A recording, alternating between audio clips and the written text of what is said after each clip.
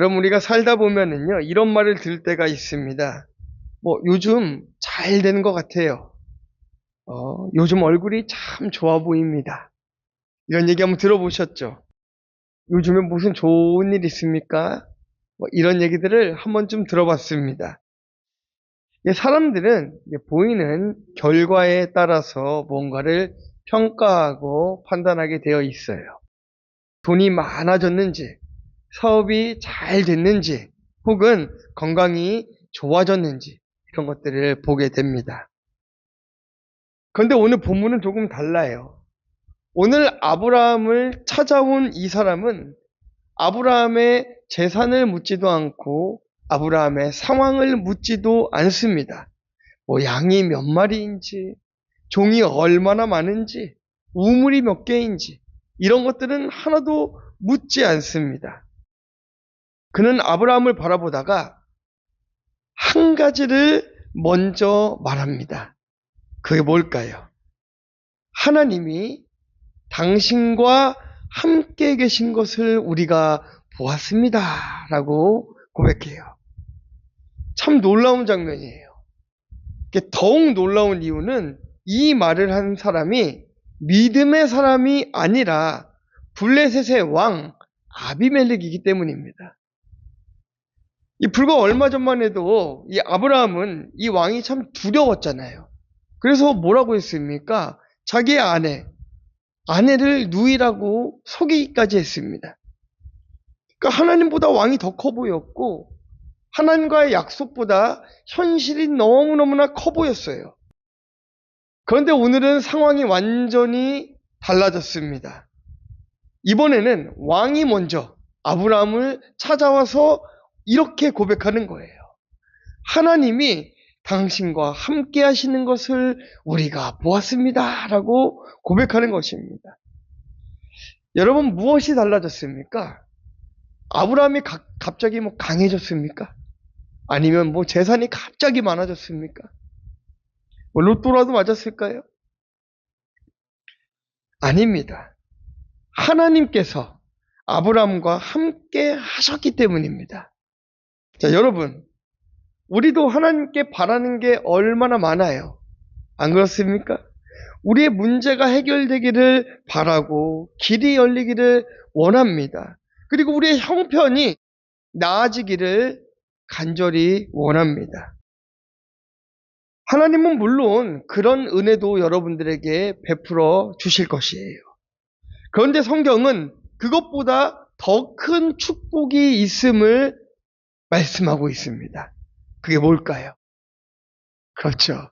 우리 권사님이 정답을 말씀해 버리셨습니다. 하나님이 함께 계신다라는 거예요. 하나님이 함께 계시면 사람이 보지 못하는 것을 보게 되고 깨닫지 못하는 것을 깨닫게 되고 열리지 않는 길이 열리고 그것이 마침내 우리의 삶의 예배로 이어지게 되는 것입니다. 오늘 말씀을 통해서 하나님이 함께 하시는 사람의 삶은 어떤 모습인지 함께 찾아보기를 주님의 이름으로 축원합니다. 자, 우리 첫 번째는요. 하나님이 함께 하시면 세상이 먼저 알아봅니다. 우리 22절부터 24절까지 함께 봉독하겠습니다. 그때에 아비멜렉과 그 군대 장관 비골이 아브라함에게 말하여 이르되 내가 무슨 일을 하든지 하나님이 너와 함께 계시도다. 그런즉 너는 나와 내 아들과 내 손자에게 거짓되이 행하지 아니하기를 이제 여기서 하나님을 가리켜 내게 맹세하라. 내가 내게 후대한 대로 너도 나와 내가 머무는 이 땅에 행할 것이니라. 아브라함이 이르되 내가 맹세하리라 하고. 아멘. 지금부터는 여러분들의 약간의 상상력이 좀 필요한 것 같아요. 이게 아침 햇살, 여러분 아침 햇살 받아보셨습니까? 이 아침 햇살이 장막이로 비치던 게 어느 날이에요. 아브라함은 평소처럼 하루를 시작했습니다. 근데 저기 멀리서 말발굽 소리가 들리는 거예요. 따그닥 따그닥 소리가 들리는 거죠. 고개를 들어보니까 이 먼지가 자욱한데 그 사이에 낯이 익은 얼굴이 하나가 딱 보입니다. 바로 블레셋의 왕 아비멜렉이에요. 그런데 자세히 보니까 아비멜렉이 혼자가 아닙니다. 그 옆에는 군대 장관 비골까지 함께 동행하고 있는 거예요. 왕과 군대 장관이 함께 움직인다는 것은 결코 가벼운 방문이 아닙니다. 뭔가 긴장될 만한 어떠한 사건이 있다는 것을 암시하는 거예요. 그렇기 때문에 순간 이 아브라함의 마음도 긴장했을 것입니다. 여러분 그런 거 있잖아요. 죄 지은 거 없는데 경찰차 지나가면 괜히 긴장되고, 불낸 적 없는데 구급차 지나가면 긴장되고, 이런 거 있지 않습니까? 그 먼지 사이에 아비멜렉이 혼자도 아니고 군대 장관을 데리고 오니까 그 모습을 바라보는 아브라함의 마음은 뭔가 긴장되고 몸이 경직되는 거예요. 이번에는 또 무슨 일일까? 불과 얼마 전에 바로 이 왕 앞에서 자신의 아내 사라를 누이라고 속였던 그 일이 떠올랐을지도 모르겠습니다. 그때 아브라함은 두려웠던 거예요. 왕이 크게 보였고 현실이 약속보다 더 크게 보였습니다. 그런데 오늘은 분위기가 전혀 달라요. 아브라함이 아닌 아비멜렉이 먼저 입을 뗍니다. 하나님이 네가 하는 모든 일에 함께 계심을 우리가 보았노라. 참 놀라운 말이에요. 왕은 아브라함 앞에 가서 요즘 상황이 어떻습니까? 잘 살고 있습니까? 먹을 문제는 없습니까? 이런 질문을 하는 것이 아니라 양이 얼마나 있습니까? 지금 종은 얼마나 있습니까? 우물은 얼마나 있습니까? 이런 질문을 하는 것이 아니라 그 아비멜렉이 먼저 본 것은 아브라함의 성공이 아니라 아브라함과 함께 하시는 하나님을 보았다는 거예요. 생각해보면 이게 얼마나 놀라운 일인지 모릅니다. 믿는 사람이 먼저 하나님을 고백한 것이 아니라 믿지 않는 왕이 먼저 하나님이 함께 계심을 믿고 말하고 있잖아요. 본문은 아비멜렉이 어떻게 그것을 알게 되었는지 자세하게 설명을 하지는 않습니다. 하지만 우리는 창세기를 읽으면서 여러 번 이런 장면들을 목격했어요. 아브라함이 완벽한 사람이었습니까? 이 믿음의 조상이라고 하는 아브라함의 실체가 어땠습니까? 매일 두려워하고요, 실수하고요, 넘어집니다. 그런데 그때마다 변하지 않는 게 있어요. 믿음의 조상다운 모습입니다. 하나님은 언제나 아브라함과 함께 계셨습니다. 아비멜렉은 바로 그 모습을 본 거예요.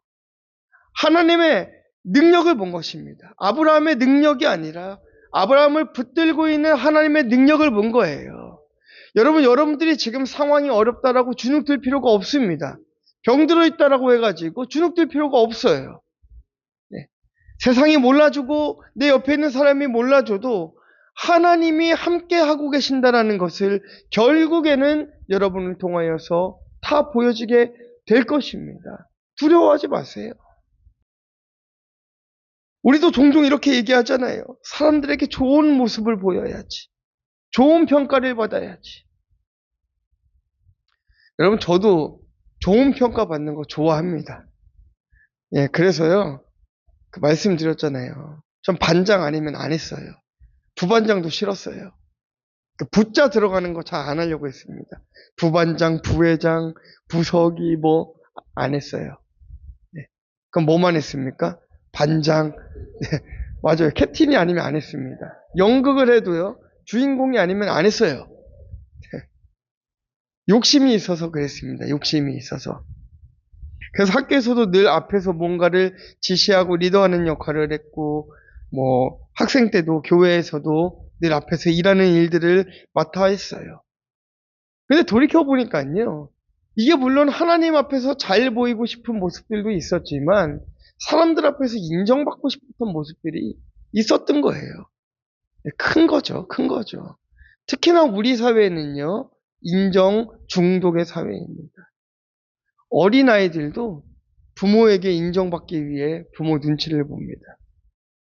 그 인정받고 싶은 욕구 때문에 저도 반장이 되고 싶었고, 회장이 되고 싶었고, 주인공이 되고 싶었던 거예요. 근데 오늘 말씀은 우리에게 좋은 인상을 남기는 사람이 되라고 말하지 않습니다. 인정받는 사람이 되라고 말하지 않습니다. 그럼 뭐라고 이야기합니까? 세상에서 인정받지 못하고 조롱거리가 되어도 수치를 당해도 상관이 없으니 하나님과 함께하는 사람이 되라고 말씀하고 있는 거예요. 아브라함이 아비멜렉 앞에서는요, 그냥 작은 자에 불과합니다. 왕 앞에서는 아브라함이 내세울 게 뭐가 있습니까? 그런데 그 왕이 고백하는 거잖아요. 내 하나님이 너와 함께하는 것을 내가 보았다라고 그 왕이 먼저 아브라함에게 이야기하지 않습니까? 하나님과 함께하는 사람은 굳이 자신을 드러내려고 애쓰지 않아도 그의 삶을 통해서 반드시 드러나는 날이 올 것입니다. 한번 생각해 봅시다. 하나님과 함께 살아가는 삶은 말보다 먼저 드러납니다. 적용 질문입니다. 요즘 내 모습을 가장 가까이에서 지켜보는 사람은 누구입니까? 그 사람은 내 삶을 보며 무엇을 느끼고 있을 것 같습니까? 나는 사람들에게 좋은 사람으로 보이려고 애쓰고 있습니까? 아니면 하나님과 함께 살아가려고 애쓰고 있습니까?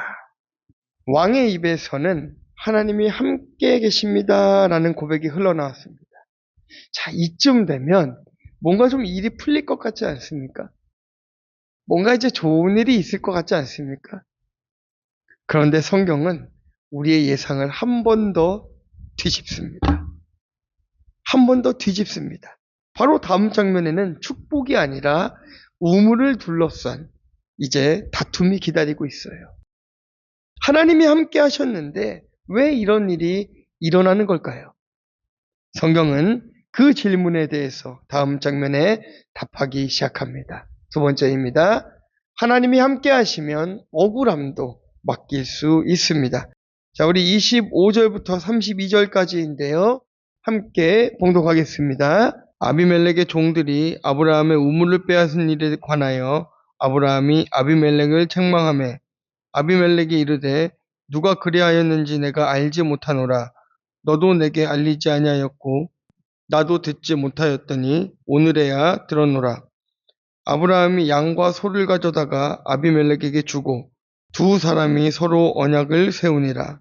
아브라함이 7 암양을 새끼를 따로 놓으니 아비멜렉이 아브라함에게 이르되 이 7 암양 새끼를 따로 놓음은 어찌미냐. 아브라함이 이르되 너는 내 손에서 이 암양 새끼 7을 받아 내가 이 우물판 증거를 삼으라 하고 두 사람이 거기서 서로 맹세하였으므로 그것을 브엘세바라 이름하였더라. 그들이 브엘세바에서 언약을 세우매 아비멜렉과 그 군대 장관 비골은 떠나 블레셋 사람의 땅으로 돌아갔고. 아멘. 이 왕의 입에서는 분명 이런 고백이 흘러나왔어요. 하나님이 당신과 함께 하시는 것을 우리가 봅니다 라는 이 고백이 흘러나왔습니다. 그 말을 듣는 순간 이제는 모든 문제가 해결되었구나, 끝났구나 이렇게 느껴져요. 그런데 안도의 숨을 내쉴 틈도 없이 또 다른 문제가 찾아옵니다. 아브라함의 종들이 힘들게 판 우물을 아비멜렉의 종들이 다 빼앗아 버린 거예요. 광야에서 우물은요, 그냥 단순한 물을 얻는 장소가 아닙니다. 광야잖아요. 우물이 있어야 사람이 살아요. 가축이 살고 다음 여정을 준비할 수가 있습니다. 그러니까 우물을 빼앗겼다라는 것은 어떤 재물을 좀 잃었다, 재산을 잃었다 이 정도의 의미가 아니라 삶의 터전을 빼앗긴 것과 마찬가지입니다. 그러니까 아브라함이 얼마나 억울하겠습니까? 억울하죠. 자신이 판 우물이에요. 네? 자신의 종들이 땀 흘려서 만든 우물입니다. 그런데 다른 사람이 아무렇지도 않게 와서 차지해버린 거예요. 더욱이 그 일을 한 사람들이 왕의 종들이에요. 아비멜렉의 종들. 얼마나 억울하겠습니까? 하나님이 함께 하신다더니 왜 나에게 이런 일이 생기는 거지? 억울한 거예요. 도대체 하나님은 어디 계시는 걸까? 억울한 거예요. 여러분, 우리도 그렇지 않습니까? 억울한 일들을 만나게 되면은요, 상황보다 감정이 먼저 흔들리기 시작합니다. 왜 나만 이런 일을 당해야 되나? 왜 저 사람만 아무 일도 없는 것 같지? 생각할수록 억울하고, 기도할수록 서운하고, 시간이 지날수록 마음은 점점 굳어집니다. 여러분, 문제 없는 사람은 없습니다. 네. 문제 없는 가정은 없어요. 문제 없는 교회도 없습니다. 문제 없는 사회는 없습니다. 그래서 여러분, 갈등이 충만한 것이 성령이 충만한 거예요. 네. 갈등이 없는 것이 성령이 충만한 게 아니라 갈등 충만이 성령 충만입니다. 그 갈등을 통하여서 하나님을 또 만나고 회개하고 돌이키는 거예요. 억울함은 이상해요. 우리가 억울해지기 시작하면은요, 어떤 현상이 나타납니까? 상대방의 죄는 너무나 크게 보이고 내 마음은 보이질 않게 됩니다. 그래서 억울함은 오래 붙들고 결국 하나님보다 사람을 바라보게 되는 거예요. 그런데 저는 이 장면을 묵상하면서 한 가지가 마음에 오랫동안 남았습니다. 아브라함은 분명 억울했어요. 하지만 그는 억울함에 붙잡히고 붙들린 사람이 아니었습니다. 왜냐하면 불과 얼마 전에 자신도 이 아비멜렉 앞에서 두려움 때문에 거짓말을 했던 사람 아니겠습니까? 사라를 누이라고 속였고 자기 방법으로 자신을 지키려고 했던 아브라함입니다. 그때 하나님은 아브라함을 버리지 않으셨어요. 그의 실패보다 하나님의 은혜가 더 컸습니다. 그래서 오늘의 아브라함은 조금 달라졌습니다. 상대방의 죄를 보는 사람이 아니라 문제 속에서 내 죄를 먼저 보는 사람으로 변화되었습니다. 이게 믿음이에요.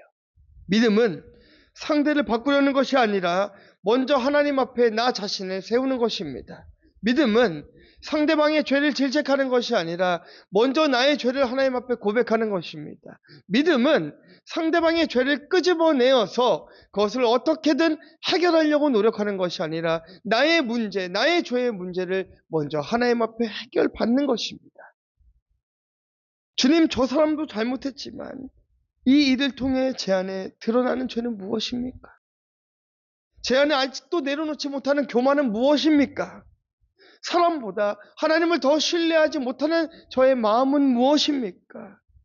이 질문을 하기 시작할 때에 비로소 억울함은 더 이상 분노가 아니라 기도로 바뀌게 되어 있습니다.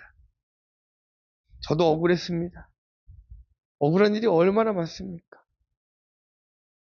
제가 중국에서 이 탈북 선교를 하다 감옥에 갈 때 저를 신고했던 사람이 제가 1년 동안 거두어줘서 밥 먹이고 용돈 주고 옷 입히고 씻기고 그렇게 길러주었던 마지막 공동체원이었어요.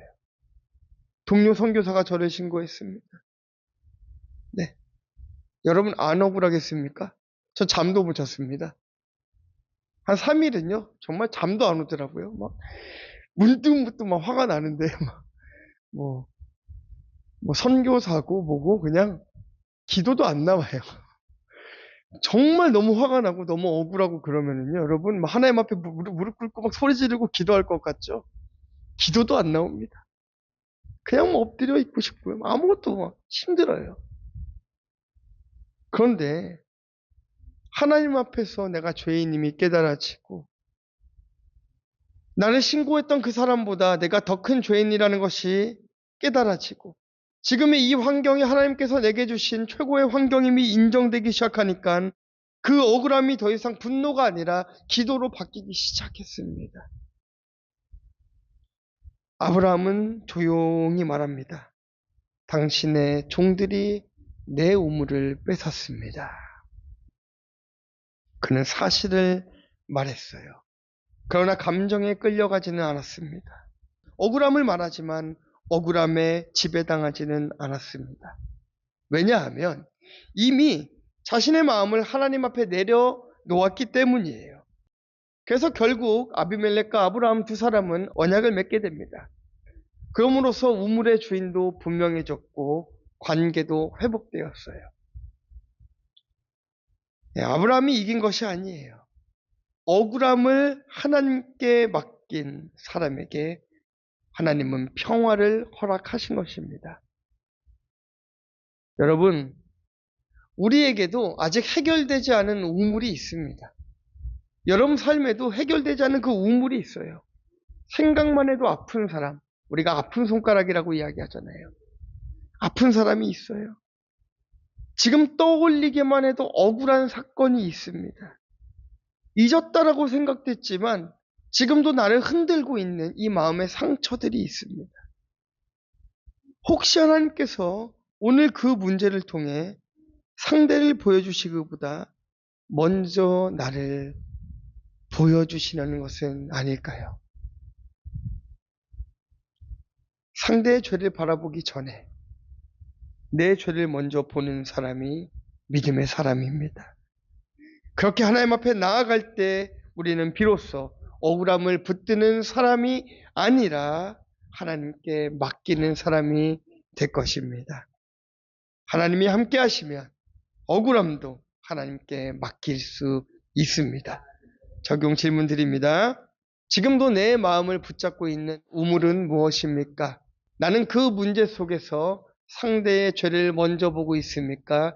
내 죄를 먼저 보고 있습니까? 오늘 하나님께 맡겨야 할 억울함은 무엇입니까? 억울함을 하나님께 맡긴 사람의 마지막 모습은 원망이 아닙니다. 분노도 아닙니다. 예배입니다. 예배. 먼저 하나님께 맡긴 사람이 비로소 하나님을 예배합니다. 그리고 오늘 본문은 아브라함이 그 믿음을 어떻게 보여주는지 마지막 장면을 우리에게 보여줍니다. 마지막 세 번째입니다. 하나님이 함께 하시면 예배가 삶의 결론이 됩니다. 우리 마지막 33절부터 34절까지의 말씀을 함께 봉독하겠습니다. 아브라함은 브엘세바에 에셀나무를 심고 거기서 영원하신 여호와의 이름을 불렀으며 그가 블레셋 사람의 땅에서 여러 날을 지냈더라. 아멘. 여러분, 예배가 참 중요하죠. 저도 이번 주 말씀을 준비하면서 그럴 때가 있어요. 빨리 설교하고 싶다. 이런 마음이 들 때가 있습니다. 그래서 준비가 잘 됐어요. 새벽에도 준비를 잘했고 말씀도 많이 받고 세팅도 완벽하게 잘했습니다. 또 우리 큐페 때문에 수련회 준비도 잘 해놨습니다. 근데 아침에 기타 줄이 끊어졌어요.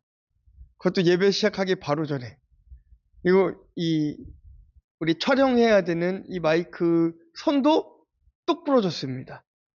예배할 수 없는 상황만 골라서 계속 터지는 거예요. 그런데 머릿속에 계속 한 가지가 있어요. 그래도 빨리 설교하고 싶다. 예배하고 싶은 마음이 너무 컸어요. 억울함을 하나님께 맡긴 사람의 마지막 모습은 원망이 아니고 분노가 아니고 예배입니다. 상황이 나를 흔들어도 예배하고 싶은 거예요. 오늘 본문은 아브라함이 그 믿음을 어떻게 보여주는지 마지막 장면으로 보여주고 있어요. 성경이 이렇게 기록합니다. 아브라함은 브엘세바에 에셀나무를 심고 거기서 영원하신 하나님 여호와의 이름을 불렀으며 라고 합니다. 조금 의외예요. 우물을 다시 얻었으면 우물을 자랑할 수도 있지 않겠습니까? 언약을 맺었으면 그 일을 기념할 수도 있잖아요. 우리도 그렇잖아요. 뭔가 행사하면 사진도 먼저 찍어야 되고 증거도 남겨야 되고. 그런데 아브라함은 우물을 말하지 않습니다. 아비멜렉을 말하지도 않습니다. 하나님을 예배해요. 왜입니까? 아브라함이 비로소 깨달았습니다. 무엇을요? 지금까지 나를 이끌고 오신 분이 하나님이라는 사실을 깨달았어요. 우물 때문에 살고 있는 게 아니에요. 광야에서 나는 그 우물 때문에 내가 사는 것이 아니라 아비멜렉이라는 왕 때문에 내가 사는 것도 아니라 하나님이 나를 이끌고 있구나. 자신의 믿음조차도 아니었습니다. 내가 망가져 있어도, 엉망이어도, 내가 거짓말을 했어도, 무너져 있어도 끝까지 함께 하셨던 그 하나님, 그분이 나와 함께 하신다는 사실을 비로소 깨닫게 되었습니다. 그래서 아브라함은 하나님을 엘올람이라고 외쳐요. 영원하신 하나님이란 뜻입니다. 영원하신 하나님. 돌이켜보면 믿음이 좋았던 날만 있던 것이 아닙니다. 두려웠습니다. 넘어졌습니다. 실패도 했습니다. 그런데 한 가지가 변하지 않았어요. 하나님은 단 한 번도 아브라함을 떠나지 않았습니다. 그리고 하나님은 단 한 번도 저와 여러분을 떠나지 않았습니다. 그래서 아브라함의 마지막 시선은 되찾은 우물이 아니라 바로 하나님이었고, 아브라함의 고백은 성공이 아니라 예배였습니다. 성도 여러분, 우리는 하나님께 이렇게 자주 기도합니다. 이 문제만 해결해 주십시오. 이 어려움만 잘 지나가게 해 주십시오. 그 기도를 하나님께서 들어주시지요. 그런데 하나님께서 우리의 삶을 통하여 이루고자 하는 것은 이런 문제가 아닙니다. 우리의 사람됨이에요. 사람됨. 우리는 행복을 원합니다. 그러나 하나님은 우리를 거룩으로 이끌어 가십니다. 그래서 이 말씀을 묵상하며 이런 고백을 하게 되는 거예요. 인생의 목적은 행복이 아니라 거룩입니다. 행복은 상황에 따라 달라질 수밖에 없어요. 내 상황과 내 형편이 풀리면 행복합니다. 그러나 거룩은 어떤 상황에도 하나님을 닮아가는 것이에요. 그리고 우리를 가장 거룩하게 하는 그 자리가 바로 예배의 자리인 것입니다. 예배는 하나님께 무엇을 얻는 시간이 아닙니다. 예배는 하나님 앞에서 내 마음의 중심을 다시 하나님께 돌려드리는 시간인 것입니다.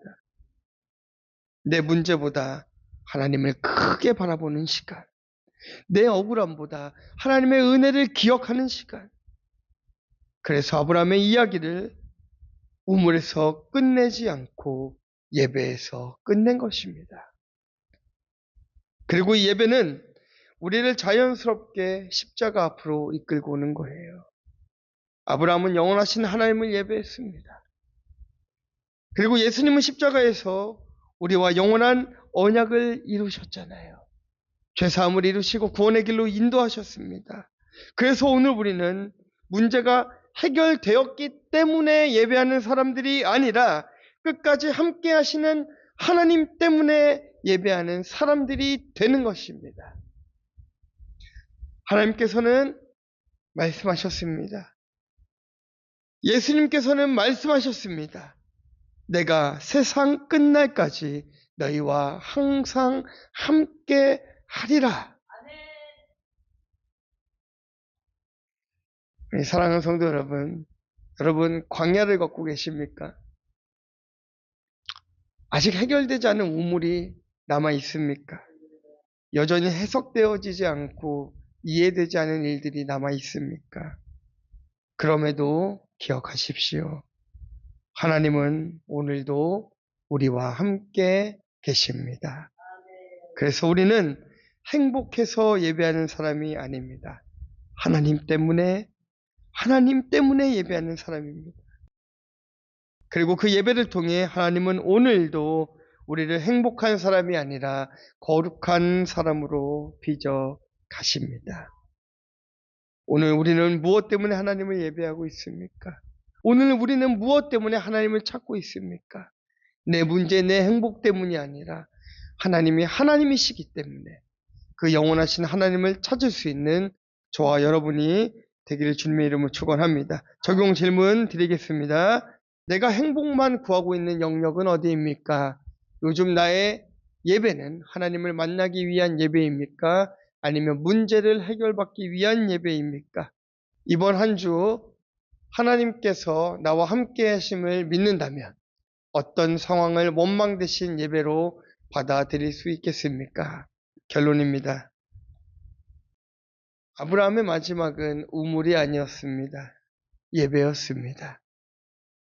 우리의 인생에도 광야가 있고 아직 해결되지 않는 우물이 있습니다. 억울한 일도 있죠. 그러나 기억하십시오.